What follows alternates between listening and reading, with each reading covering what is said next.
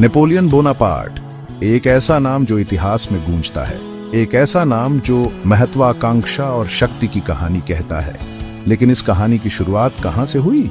Napoleon का जन्म Corsica द्वीप पर हुआ था। यह 1769 का साल था।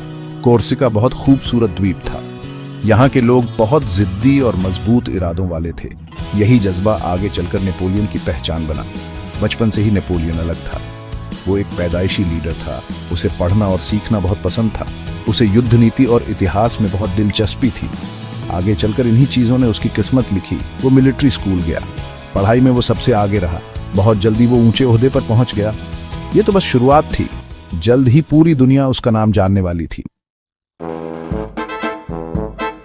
फ्रांस में उस समय बहुत अशांति थी। फ्रांसीसी क्रांति शुरू हो चुकी थी। हर तरफ उथल पुथल और बदलाव का दौर था। इसी उथल पुथल में नेपोलियन को मौका दिखा। वो एक बहुत ही ज़हीन मिलिट्री रणनीतिकार था। वो फ्रांसीसी सेना में बहुत तेजी से आगे बढ़ा। उसने एक के बाद एक जीत हासिल की। उसने बड़ी बहादुरी और कुशलता से अपनी सेना का नेतृत्व किया। फ्रांस के लोग उसे बहुत प्यार करते थे। वो राष्ट्रीय नायक बन गया। वो ताकत और शान का प्रतीक था। नेपोलियन की महत्वाकांक्षा बढ़ती गई। वो एक ऐसे फ्रांस का सपना देखता था जो मजबूत और एकजुट हो। वो खुद को इस सपने को पूरा करने वाला मानता था। 1799 में उसने एक तख्ता पलट करके सत्ता हथिया ली। उसने खुद को फ्रांस का पहला कौंसल घोषित कर दिया। ये एक बहुत बड़ा मोड़ था। कोर्सिका का वो नौजवान अब फ्रांस का सबसे ताकतवर आदमी बन गया था।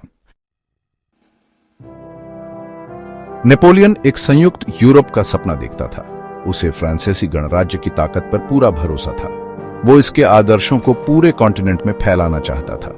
इसी वजह से युद्ध हुआ। नेपोलियन की सेनाएं पूरे यूरोप में फैल गईं। वो कई लड़ाइयों में जीते। उसने बड़ी कुशलता और दृढ़ता से लड़ाई लड़ी। मिस्र के पिरामिडों से लेकर ऑस्टरलिट्ज के मैदानों तक नेपोलियन का नाम एक किंवदंती बन गया। लोग उसकी प्रशंसा करते थे और उससे डरते भी थे। वो मानो कुदरत का कहर था। उसने यूरोप का नक्शा ही बदल दिया। लेकिन उसकी यही महत्वाकांक्षा उसकी हार का कारण बनी। उसने अपनी सेना को हद से ज्यादा आगे बढ़ा दिया। रूस पर हमला एक बहुत बड़ी भूल साबित हुई। उसके दुश्मन उसके खिलाफ एकजुट हो गए। वाटरलू के युद्ध में उसे हार का सामना करना पड़ा। यहीं पर उसके शासन का अंत हो गया। नेपोलियन की कहानी एक दुखांत कहानी है।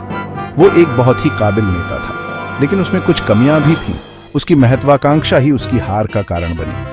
लेकिन इतिहास पर उसका प्रभाव अमिट है। उसने एक ऐसी विरासत छोड़ी जो हमेशा याद रखी जाएगी। उसने फ्रांसीसी कानून में सुधार किए। उसने फ्रांसीसी क्रांति के आदर्शों को फैलाया। उसने लोगों को हैरान भी किया और डराया भी। उसकी कहानी आज भी लोगों को मोहित करती है।